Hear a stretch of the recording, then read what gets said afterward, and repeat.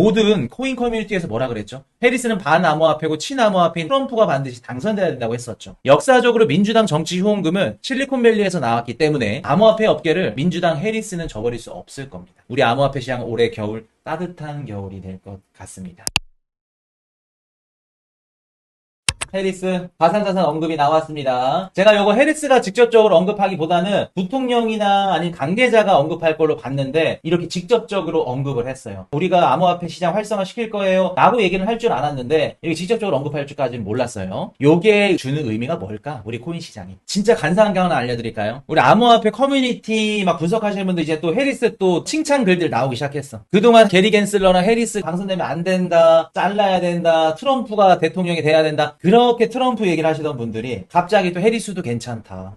아예 뷰가 없다가 해리스가 되든 트럼프가 되든 무조건 좋다. 이런 분석도 나오고 있고, 제가 이걸 왜 이렇게 느꼈냐면은 이번에 미국 그 트럼프랑 해리스 대선 토론 있었죠. 유튜브에서 7만 몇 명이 보고 있는데 실시간 채팅으로 막 욕하고 싸워. 근데 안 봐도 비디오야. 코인 투자하시는 분들 젊은 분들 있죠. 구글 어차피 익명이니까 막 뭐 부모 욕도 하고 그냥 개념 없이. 그러니까 트럼프가 되면은 본인들이 투자했던 알트코인들 상승할 줄 아는 거야. 그러니까 무조건 트럼프 지지하는 거고. 해리스 응원한다? 트럼프 욕한다? 그러면 바로 쌍욕박 간사해. 그렇게 인격적으로 이렇게 좀 떨어져, 인성들이. 제가 항상 말씀드렸었죠. 트럼프가 당선된다고 해서 암호화폐 시장이 좋다? 아닙니다. 해리스가 당선돼서 좋다? 그것도 아니에요. 그러면 그 대통령 후보가 어떤 경제정책을 펼칠 건지, 재정정책은 무엇이고, 앞으로 새로운 경제정책을 어떤 거를 발표할지, 거기에 우리 암호화폐 시장이 영향을 받는 거지. 트럼프가 만약 진짜 당선된다고 하면 좋게 해줄까? 바로? 약속 지킬까요? 저는 안 지킨다고 보는데. 트럼프, 머스크 둘 다 사업가인데 해리스도 마찬가지고 거기 어떤 잣대에 막 쏠려가지고 누구를 지지하고 뭐 할 필요 없다. 그냥 우리는 경제정책만 보면 된다. 해리스가 되든 트럼프가 되든 간다. 우리 암호화폐 시장은 말씀드렸었죠. 지금 해리스 부통령이 이번에 주말에 이제 뉴욕에서 연설을 했었는데 이게 이제 어떤 행사냐면 이제 월스트리트 모금 행사입니다. 정치연금 이제 모금 행사예요. 그리고 이게 좀 중요한 게 뭐냐면은 위치가 미국 금융의 중심지입니다. 뉴욕에 있는 월가예요. 거기에서 암호화폐랑 AI를 언급했어. 무슨 뜻일까? 해리스는 코인 규제 정책을 지속한다고 했습니다. 자, 한번 여쭤볼게요. 트럼프는 당선되면 규제 정책을 안 할까? 해리스보다 적게 할까? 나는 둘 다 비슷할 거라 보는데 오히려 더 세게 할 거면 세게 했지 난 적게 할 거라고 안 보는데. 그리고 트럼프가 당선되면 암호화폐 시장을 부양해 줄까? 아니면 상업용 부동산 시장을 부양해 줄까? 아니면 러스트벨트 원유나 이런 옛날 전통 산업들을 부양시켜 줄까? 난 전자가 아니라 후자로 보는데. 제일 단순한 게 해리스가 당선되면 코인 규제 정책이 심하고 트럼프가 당선되면 코인 규제 정책이 약화돼. 규제가 완화된대. 제일 잘못된 거죠. 자, 그럼 한 가지 한번 말씀드려볼까요?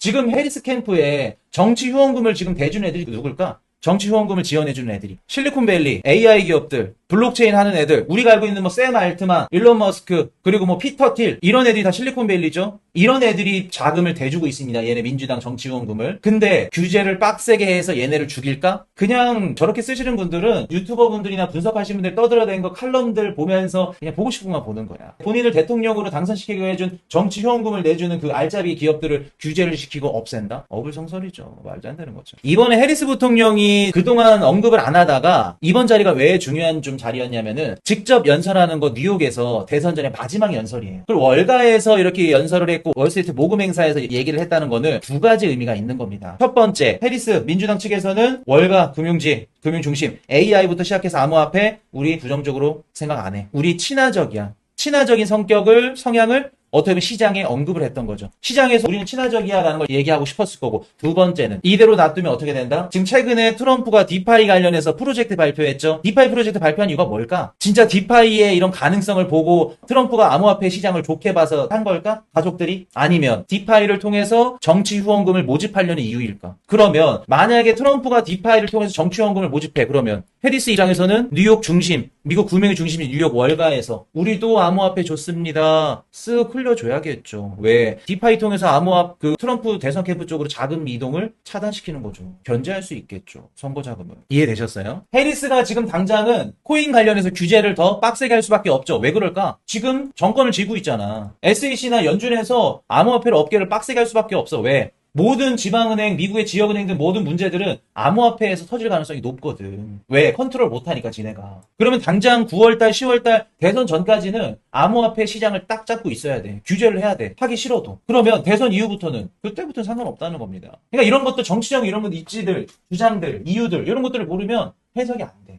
자, 볼게요. 미국의 중점당국, 은행 가상화폐 수탁 규정 완화하나. 올해 5월 달에 연준에서 미국에 있는 지역은행들한테 너네 암호화폐 관련해서 예금 받아? 예치 받아? 오케이. 100% 받았으면 15%로 줄여. 우리 6월 말에 대형은행들 스트레스 테스트 그 전에 지방은행들 너네 무너지면 안 되니까 너네 좀 예치 낮춰. 그러면서 규제를 좀 빡세게 했죠. 그러면서 최근에 유럽에 있는 은행들 라이선스 취득하면서 미국에 있는 헤지펀드들, 암호화폐 자산운용사 펀드들이 유럽으로 넘어가기 시작하면서 다시 쓱 이런 그 소문들 퍼뜨리기 시작했죠. 이게 뭐냐면 뉴욕에서 미국에서 제일 오래된 은행이 이제 멜론 은행이라고 있습니다. 거기서 커스터디 할 수 있게끔 SEC에서 지금 승인을 받았다고 찌라시가 돌기 시작을 했어요. 근데 이게 진짜인지 아닌지는 몰라요. 찌라시니까. 근데 이런 얘기를 쓱 흘려주는 건 누가 흘렸을까? 뭐 민주당의 뭐 상원의원이 옐런 의원이었나? 누구였지? 워렌이었나?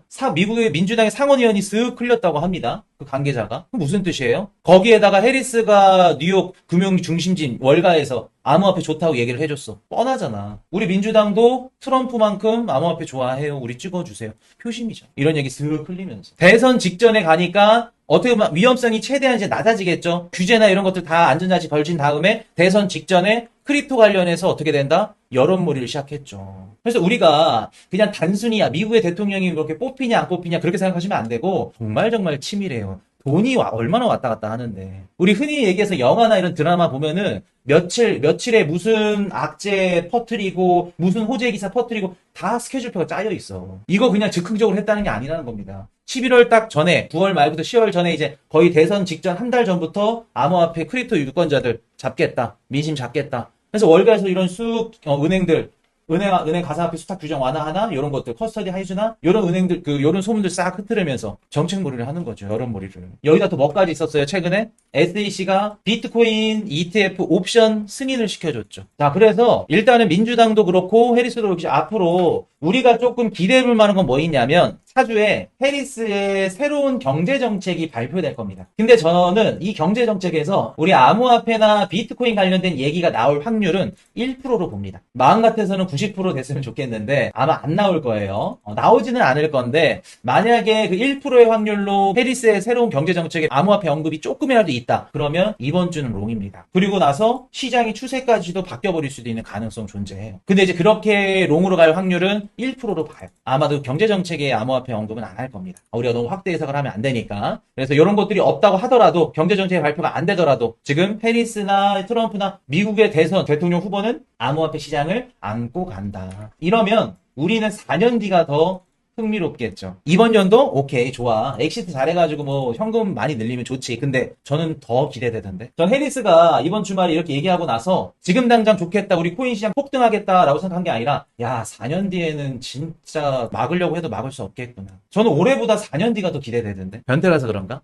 4년 뒤에 한번 보세요. 2024죠. 24, 25, 26, 27, 28. 28년도에 한번 보세요. 비트코인 가격 어떻게 되나. 그때는 막으려고 해도 막을 수 없을 겁니다. 대통령 당선되려면 예전에 미국 증시만 봤으면 됐다면 이제는 비트코인까지 같이 가요. 4년 뒤에 얼마나 기대가 되는지. 자, 그러면 트럼프 얘기 한번 해드려 볼까요? 최근에 트럼프의 유세 관련해서 기사가 나왔었는데 2016년도에 힐러리랑 싸웠을 때 6월부터 9월까지 유세한 총 횟수가 72번이라고 합니다. 그러니까 집회를 개최해가지고 72번이나 유세를 했다고 합니다. 그러니까 6, 7, 8, 9, 4개월 동안 72번이면 얼마야. 그러니까 한 달에 거의 반절을 집회를 열었다는 거죠. 근데 이 집회를 열었다는 게 의미가 굉장히 커요. 집회를 여는데 돈이 많이 들어갑니다. 자금이 많이 들어가요. 뭐 해리스라던가 뭐 트럼프라던가 정치 후원금을 얼마 모집했다, 막 몇천억이 모였다, 뭐 1조가 모였다, 막 이런 얘기들 하죠. 몇십억, 몇백억이 모였다. 딱 봤을 때는 야, 몇천억이나 모여? 대박이다. 라고 할 건데 집회가 계속해서 잦으면 잦을수록 이 정치 후원금도 더 많이 필요할 수밖에 없어요. 거기다 또 인력도 필요하죠. 팜플렛도 또 나눠줘야 되죠. 미국 대선은 이퀄 자본주의, 자본입니다. 미국은 자본주의잖아.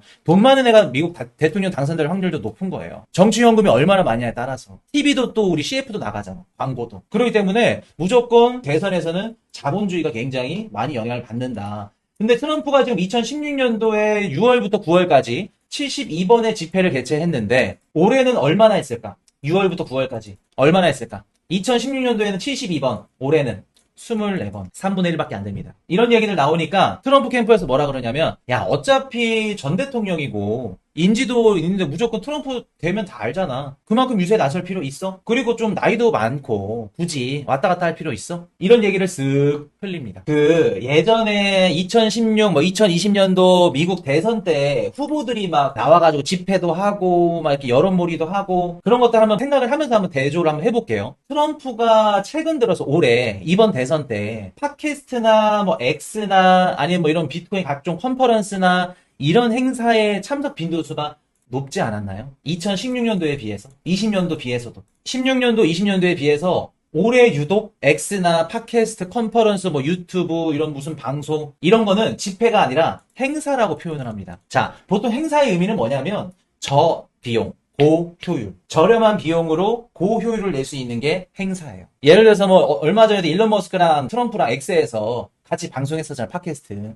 그리고 유명한 유튜브 채널 나와가지고 거기서도 방송했었고 비트코인 컨퍼런스 참여한 것도 마찬가지고 그럼 우리가 알 수 있죠. 2010년도 그 대통령이 당선됐을 때는 집회를 그렇게 열심히 했었는데 이번에는 집회 횟수는 줄고 저비용 고효율 팟캐스트나 컨퍼런스 같은 행사의 참석 빈도수가 높았네. 그럼 우리가 간접적으로 알 수 있는 게 뭘까? 정치 후원금이 좀 쪼달리나? 라는 거를 좀 우리가 간접적으로 좀 애들러서 알 수 있겠죠. 자, 올해 연초부터 트럼프는 어차피 사업가니까 이거는 이렇게 팔아도 뭐 문제 삼지 않았어. 왜? 어차피 사업가니까. 이거는 2016년도에도 그랬고 20년도에도 그랬고 항상 대선 때도 자기 물품 팔아가지고 정치후원금 자금 조달 받았습니다. 54만원짜리 황금운동화 굿즈 판매했었죠. 그리고 NFT 발행해가지고 트럼프 카드 판매했었죠. 그리고 코인으로 암호화폐 우리 후원금 받을게요. 코인으로 자금 조달 받았었고. 자, 왜 이렇게 돈이 많이 필요할까? 물론 트럼프 뭐 대선 해가지고 뭐 대통령 당선되려면 돈이 필요한 건 맞겠지만 일단 지금 추징금까지 다 합쳐가지고 6천억 가까이 지금 벌금을 내야 되죠. 근데 그 벌금마저도 뭐 돈은 있겠지. 근데 지금 당장 이제 대선에 써야 되니까 요거 유예해주세요. 계속해서 미루고 있죠. 돈 없다고. 지금 사기 혐의로 지금 법원에서 지금 벌금 받은 것만 6천억이 넘습니다. 그리고 전 세계 모든 글로벌 국가들에 다 있는 트럼프 빌딩, 부동산, 대다수가 상업용 부동산 수익이 많죠. 근데 지금 미국의 상업용 부동산 어떻죠? 안 좋죠. 자, 우리 아까 해리스의 정치 후원금을 조달해주는 뒷받침하는 백업들 누구라 그랬죠? 실리콘밸리 AI 블록체인 기업들입니다. 그러면 트럼프는 상업용 부동산 얘네들이 대체적으로 자금 조달을 해주죠. 아니면 뭐 원유 기업이라든가 이런 애들. 예전에 좀 러스트벨트에서 이런 좀 전통 산업들. 근데 전체적으로 지금 러스트벨트도 그렇고 전통 산업도 그렇고 또 상업용 부동산도 그렇고 자금 조달이 쉽지 않아. 쉽게 말해서 트럼프한테 정치 후원금 대주는 이런 세력들 뒤에 백업들이 힘들어. 지금 당장. 이번에 트럼프 일가가 디파이 서비스 출시했죠. 디파이 이제 뭐 발행해가지고 코인 발행한대. 여러분들은 뭐라고 생각하세요? 디파이 그 출시한 게 미리 복선을 깔아놨어. 트럼프가 비트코인 좋습니다. 햄버거도 막 사 먹고 컨퍼런스 나와가지고 막 좋다고 얘기해. 내가 당선되면 비트코인 떡상한대. 그러니까 디파이 요거 서비스를 시작해도 아무런 얘기들이 없죠. 부정적인 것들이. 근데 엄밀히 따지면 지금 자금이 부족하다는 거죠. 디파이를 통해서 뭘 하겠다는 거예요? 자금 조달 받겠다는 겁니다. 당연히 명분은 디파이 쪽으로 너무 유망하고 앞으로 이 사업을 흥행시켜야겠다라는 것도 있겠지만 지금 당장 정치연금 자금 조달 받을게요. 돈 쪼달린다는 겁니다. 지폐가 이렇게 줄어들었다는 거는 자금이 쪼달린다는 거예요.